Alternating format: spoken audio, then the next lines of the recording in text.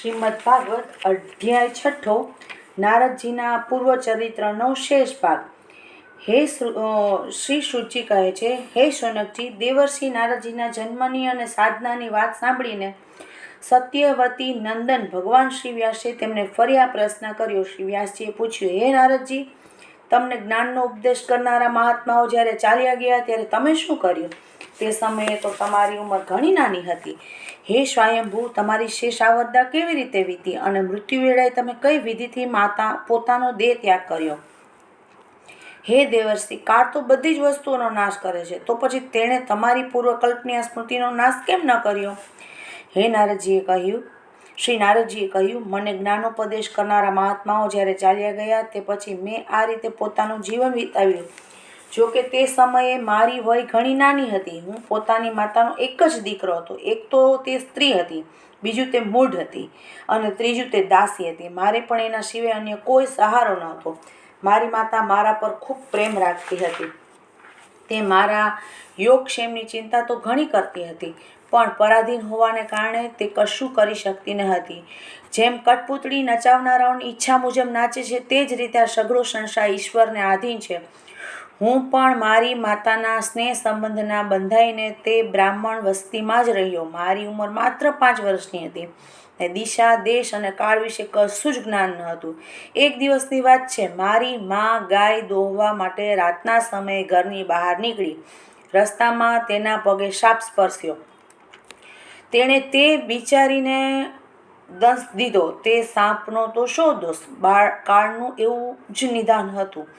મેં માન્યું કે ભક્તોનું મંગળ ઈચ્છનારા ભગવાનનું આ પણ એક અનુગ્રહ કરુણા જ છે. ત્યાર પછી હું ઉત્તર દિશા તરફ ચાલી નીકળ્યો.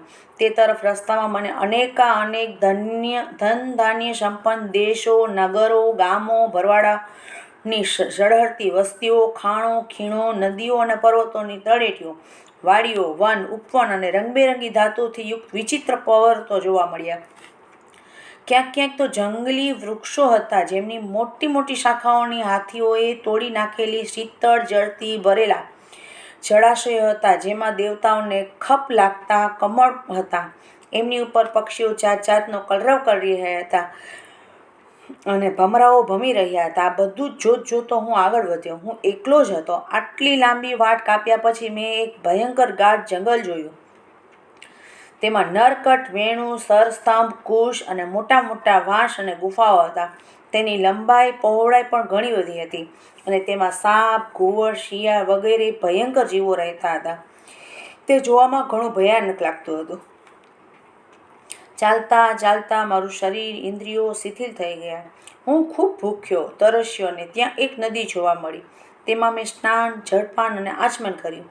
તેથી મારું થાક ઉતરી ગયો. તે નિર્જન વનમાં એક પીપળા નીચે આસન લગાવીને હું બેસી ગયો. પેલા મહાત્માઓ પાસેથી જેવું જે મેં સાંભળ્યું હતું, હૃદયમાં રહેનારા પરમાત્મામાં તે જ સ્વરૂપનું હું મનોમન ધ્યાન કરવા માંડ્યો. ભક્તિભાવથી વશ કરેલા ચિત્ત વડે ભગવાનના ચરણ કમળનું ધ્યાન કરતા જ ભગવત પ્રાપ્તિની ઉત્કટ લાલસાથી મારી આંખોમાં આંસુ ભરાઈ આવ્યા અને ધીરે ધીરે હૃદયમાં ભગવાન પ્રગટ થયા. હે વ્યાસજી, તે સમયે પ્રેમ ભાવની અધિકતાથી મારા રોમે રોમ પુલકિત થઈ ઉઠ્યા. હૃદયમાં અત્યંત આનંદ થયો. તે આનંદના પૂરમાં હું એવો ડૂબી ગયો કે મને પોતાનો અને ધ્યેય વસ્તુનું જરાય ભાન ન રહ્યું અને મારી પરમાત્મામાં એકાકાર વૃત્તિ થઈ ગઈ. ભગવાનનું તે અવર્ણનીય રૂપ સમસ્ત શોકોનો નાશ કરનારું અને મનને અત્યંત લોભાવનારું હતું. ઓચિંતા તેને ન જોતા હું અત્યંત વ્યાકુળ થઈ ગયો અને શૂન્ય મનસ્ક જેવો થઈને આસન પરથી ઊભો થઈ ગયો. મેં ફરી તે સ્વરૂપનું દર્શન કરવા ઈચ્છ્યું, પરંતુ મનને હૃદયમાં સમાહિત કરીને દર્શન કરવાની વારંવાર કોશિશ કરવા છતાં પણ હું તેને ફરી જોઈ શક્યો નહીં. હું અતૃપ્તની જેમ આતુર બની ગયો. આ રીતે નિર્જન વનમાં મને પ્રયત્ન કરતો જોઈને સ્વયં ભગવાન, કે જેઓ વાણીનો વિષય નથી, તેમણે ઘણી ગંભીર અને મધુર વાણીથી મારા શોકનું શમન કરતા હોય એમ કહ્યું, ખેદ છે કે આ જન્મમાં તું મારું દર્શન કરી શકીશ નહીં. જેમ વાસનાઓ પરિપૂર્ણ શાંત થઈ ગઈ ન હોય તેવા અપરિપક્વ યોગીઓને મારું દર્શન અત્યંત દુર્લભ છે. હે નિષ્પાપ બાળક, તારા હૃદયમાં મને પ્રાપ્ત કરવાની લાલસા જગાડવા માટે જ મેં તને એકવાર પોતાના રૂપની ઝાંખી કરાવી છે. મને પ્રાપ્ત કરવાની આકાંક્ષાવાળો સાધક હૃદયની તમામ વાસનાઓનો ધીરે ધીરે સમ્યકપણે ત્યાગ કરી દે છે. અલ્પકાલીન સંત સેવાથી જ તારી ચિત્તવૃત્તિ મારામાં સ્થિર થઈ ગઈ છે. હવે તું આ પ્રાકૃત મલિન શરીરને છોડીને મારો પાર્ષદ બની જઈશ.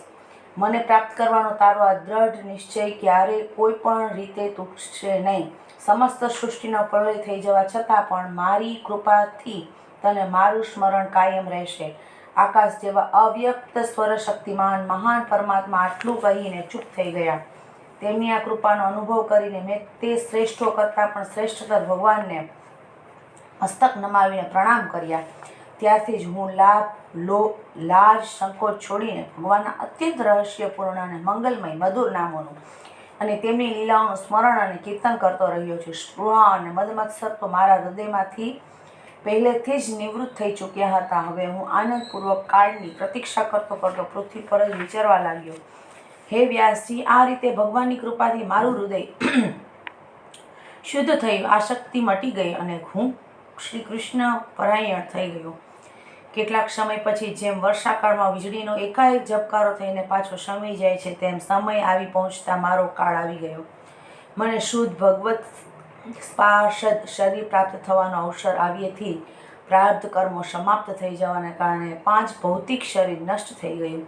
કલ્પનાના અંતમાં જે સમયે ભગવાન નારાયણ એકાર્ણવ પ્રલય કાલીન સમુદ્રના જળમાં શયન કરે છે, તે જ સમયે તેમના હૃદયમાં શયન કરવાની ઈચ્છાથી આ સઘળી સૃષ્ટિને સંકેલી લઈને બ્રહ્માજી જ્યારે પ્રવેશ કરવા લાગ્યા, ત્યારે તેમના શ્વાસની સાથે મેં પણ તેમના હૃદયમાં પ્રવેશ કર્યો.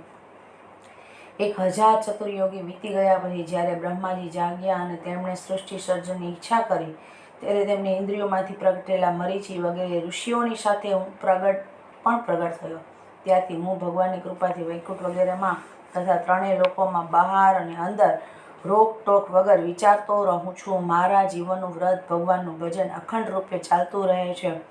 ભગવાને આપેલી ઈશ્વર બ્રહ્મથી વિભૂષિત આ વીણા પર સૂર છોડીને હું તેમની લીલાઓનું ગાન કરતો કરતો સઘળા સંસારમાં વિચારતો રહું છું. જ્યારે હું તેમની લીલાઓનું ગાન કરવા લાગું છું, ત્યારે તે પ્રભુ કે જેમના ચરણ કમળ સમસ્ત તીર્થોનું ઉગમ સ્થાન છે અને જેમનું યશોગાન અને અત્યંત પ્રિય લાગે છે, મને અત્યંત પ્રિય લાગે છે, તેઓ બોલાવ્યા હોય તેમ તરત મારા હૃદયમાં આવીને દર્શન આપે છે. જે લોકોનું ચિત્ત નિરંતર વિષય ભોગોની કામનાથી આતુર હોય છે, તેમના માટે ભગવાનની લીલાઓનું કીર્તન સંસાર સાગરને પાર કરવાનું જહાજ છે. આ મારો પાક્કો અનુભવ છે. કામ અને લોભના પ્રહારથી વારંવાર ઘાયલ થયેલું હૃદય શ્રી કૃષ્ણની સેવાથી જેવી પ્રત્યક્ષ શાંતિ અનુભવે છે, તેવી શાંતિ યમ નિયમ વગેરે યોગ માર્ગોથી પણ મળી શકતી નથી. હે વ્યાસજી, તમે નિષ્પાપ છો. તમે મને જે કંઈ પૂછ્યું હતું તે બધું જ પોતાના જન્મનું અને સાધનાનું રહસ્ય તથા તમારી આત્મતૃષ્ટિનો ઉપાય હું જણાવી ચૂક્યો. સુતજી કહે છે, હે શૌનકાદિ ઋષિઓ, દેવર્ષિ નારદ વ્યાસજીને આ પ્રમાણે કહીને જવાની અનુમતિ લીધી અને વીણા વગાડતા વગાડતા તેઓ સહજ રીતે ચાલ્યા ગયા.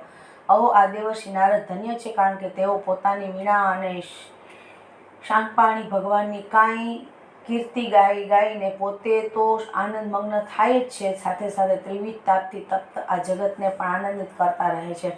ઇતિ શ્રીમદ ભાગવત મહાપુરાણે પારમહંસ્યામ સંહિતાયામ પ્રથમ સ્કંધે નારદ સંવાદે ષષ્ઠો અધ્યાય પહેલા સ્કંદ અંતર્ગત વ્યાસ નારદ સંવાદનો 6થો અધ્યાય સમાપ્ત.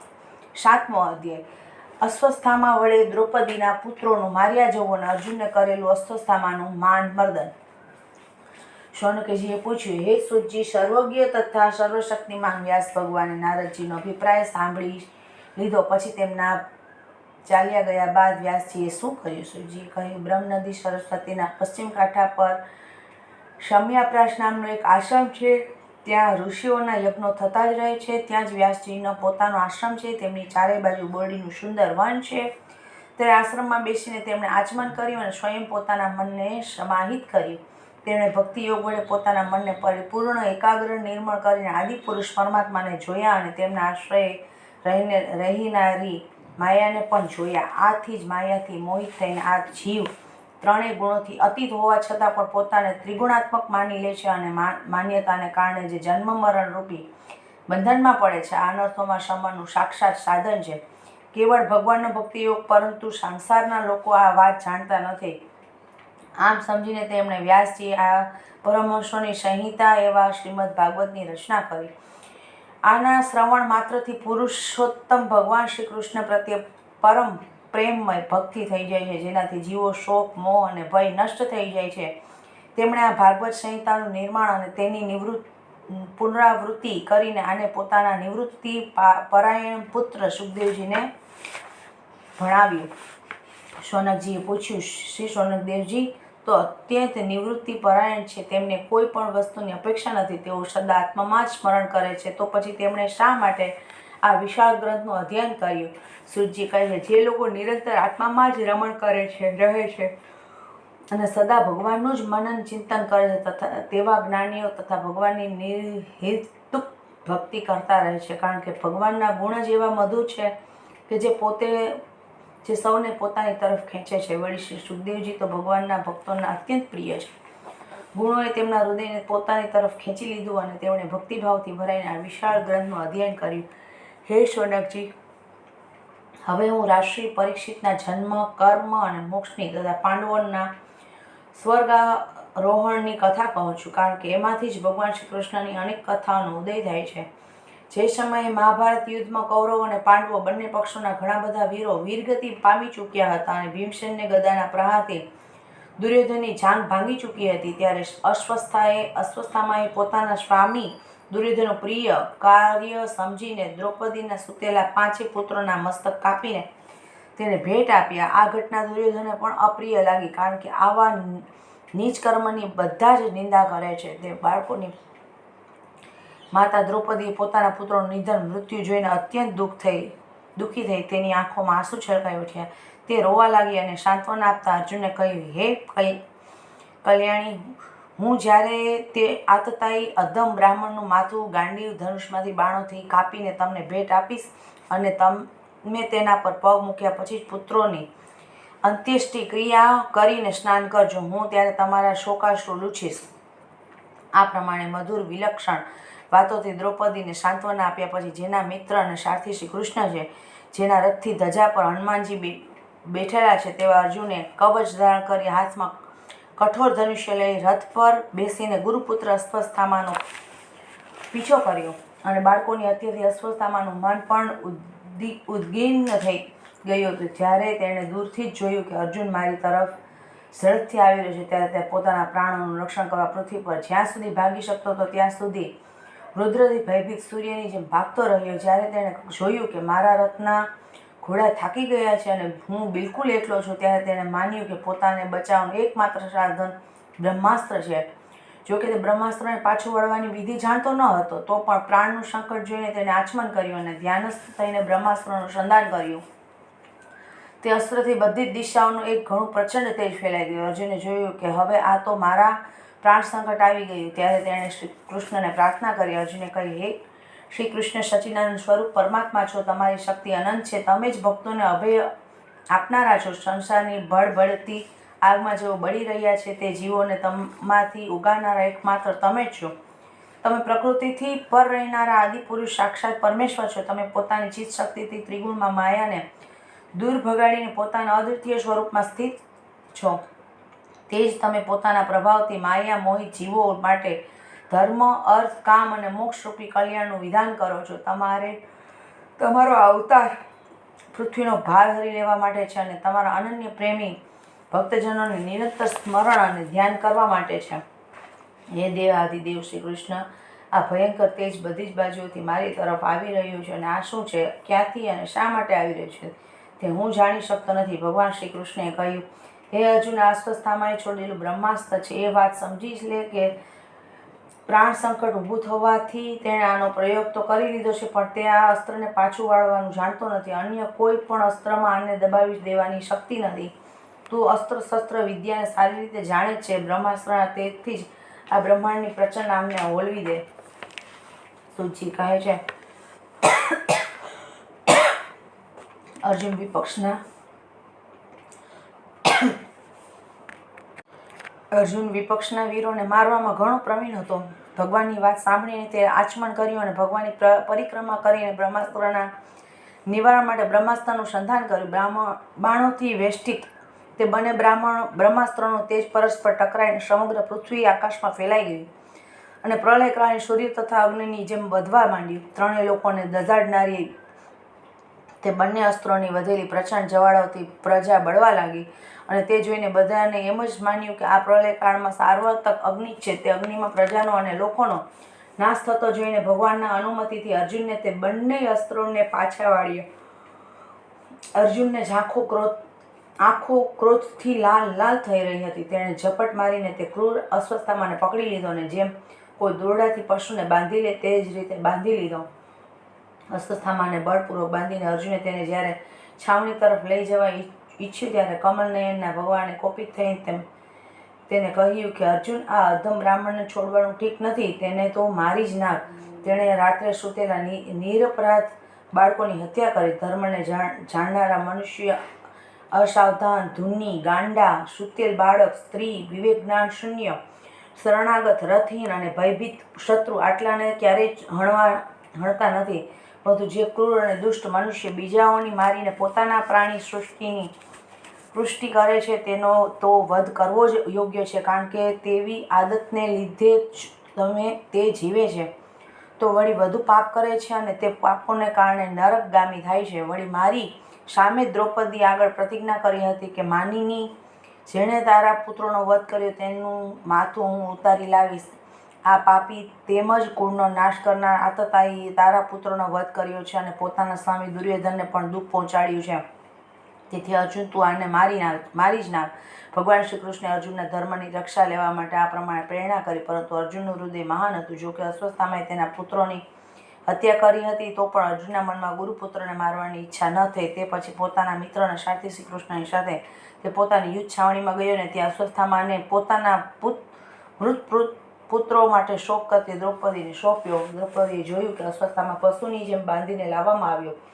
નિંદિત કરેલ કર્મ કરવાને કારણે તેનું મુખ નમી ગયું છે. પોતાનું અનિષ્ટ કરનારા પુત્રને આ પ્રમાણે અપમાનિત જોઈને દ્રૌપદી કોમળ હૃદય દયાથી ભરાઈ આવ્યો અને તેણે અશ્વત્થામાને નમસ્કાર કર્યા. ગુરુપુત્રને આ પ્રમાણે બાંધીને લાવવાનું સતી દ્રૌપદીને સહન ન કરી શક્યા. તેમણે કહ્યું, છોડી દો અને છોડી દો. આ બ્રાહ્મણ છે, આપણા અત્યંત પૂજનીય છે, જેમની કૃપાથી તમને રહસ્ય સહિત બધી જ ધનુર્વિદ્યાઓ અને પ્રયોગોનું તથા ઉપસંહાર સહિત સમસ્ત શસ્ત્રોનું જ્ઞાન પ્રાપ્ત થયું છે. તે તમારા આચાર્ય દ્રોણ જ પુત્રના રૂપમાં તમારી સામે ઊભા છે. તેમની અર્ધાંગની કૃપી પોતાના વીર પુત્રોની મમતાને લીધે જ પોતાના પતિનું અનુગમન કરી શકતી નથી. હજી જીવતી છે. મહાભાગ્યવાન આર્યપુત્ર, તમે તો મોટા ધર્મજ્ઞ છો. જો ગુરુવંશની રોજ પૂજા અને વંદના કરવી જોઈએ તેને જ વ્યથા પહોંચાડવી એ તમારે યોગ્ય કાર્ય નથી. જેમ પોતાના બાળકો મરી જવાથી હું દુઃખી થઈને રડી રહી છું અને મારી આંખોમાંથી વારંવાર આંસુ વહી રહ્યા છે, તેવી જ રીતે આની માતા પતિવ્રતા ગૌતમી ન રડવી જોઈએ. જે ઉત્સ્કૃલ રાજાઓ પોતાના કુકૃત્યોથી બ્રાહ્મણ કુળનો કોપિત કરે છે, તે કોપિત બ્રાહ્મણ કુળ તે રાજાઓને પરિવાર સહિત શોકાગ્નિ નાખીને તત્કાળ ભસ્મ કરી દે છે. સુતજીએ કહ્યું, હે શુનકાદી ઋષિઓ, દ્રૌપદીને વાત ધર્મ અને ન્યાયને અનુકૂળ હતી. તેમાં કપટ ન હતું, કરુણા અને ક્ષમતા હતી. તેથી રાજા યુધિષ્ઠિરે રાણીના આ હિતભર્યા શ્રેષ્ઠ વચનોનું અભિનંદન કર્યું. એ સાથે જ નકુળ, સહદેવ, સાત્યકી, અર્જુન, ભગવાન શ્રી કૃષ્ણ તથા ત્યાં ઉપસ્થિત સૌ નર નારીઓ દ્રૌપદીની વાતનું સમર્થન કર્યું. તે સમયે ક્રોધિત થઈને ભીમસેને કહ્યું, જેને સૂતેલા બાળકોને ન તો પોતાના માટે અને ન તો પોતાના સ્વામી માટે પણ વ્યર્થ મારી નાખ્યા, તેનો તો વધ કરવો જ ઉત્તમ છે. ભગવાન શ્રી કૃષ્ણે દ્રૌપદીને અને ભીમસેનની વાતો સાંભળીને અર્જુન તરફ જોઈને સહેજ હસતા કહ્યું. ભગવાન શ્રી કૃષ્ણ બોલ્યા, બ્રાહ્મણ પતિત હોય તો પણ તેનો વધ ન કરવો જોઈએ. આતતાઈને તો મારી જ નાખવો જોઈએ. આ બે વાતો મેં જ શાસ્ત્રોમાં કહેલી છે, તેથી મારી બંને આજ્ઞાઓનું પાલન કર. તે દ્રૌપદીને સાંત્વના આપતી વખતે જે પ્રતિજ્ઞા કરી હતી તેને પણ સત્ય કર. સાથે જ ભીમસેને દ્રૌપદીને મને જે પ્રિય હોય તે પણ કર. સુતજીએ કહે છે કે અર્જુન તરત જ ભગવાનના હૃદયની વાત પામી ગયો અને તેણે પોતાની તલવારથી અશ્વત્થામાના માથાનો મણિ તેના વાળ સાથે ઉતારી લીધો. બાળકોની હત્યા કરવાની તે શ્રીહીન તો પહેલાંથી જ થઈ ગયો હતો. હવે મણિ અને બ્રહ્મતેજથી પણ રહિત થઈ ગયો. ત્યારબાદ તેનું દોરડાનું બંધન ખોલી નાખ્યું અને તેને છાવણીમાંથી કાઢી મૂક્યો. મુંડન કરવું, ધન છીનવી લેવું અને સ્થાનથી બહાર કાઢી મૂકવો આ જ અધમ બ્રાહ્મણોનો વધ છે. તેમના માટે આનાથી જુદું શારીરિક વધનું વિધાન નથી. પુત્રોના મૃત્યુથી દ્રૌપદી અને પાંડવો બધા જ શોકાતુર થઈ ગયા હતા. હવે તેમણે પોતાના મૃત ભાઈ બંધુઓની અગ્નિદાહ વગેરે અત્યેષ્ટિ ક્રિયા કરી. ઇતિ શ્રીમદ ભાગવતે મહાપુરાણે પારમહંસ્યામ સંહિતાયામ પ્રથમ સ્કંધે દ્રોણી નિગ્રહો નામમ સપ્તોઅધ્યાય. પહેલા સ્કંદ અંતર્ગત દ્રોણી નિગ્રહ નામનો 7મો અધ્યાય સમાપ્ત. જય શ્રી કૃષ્ણ.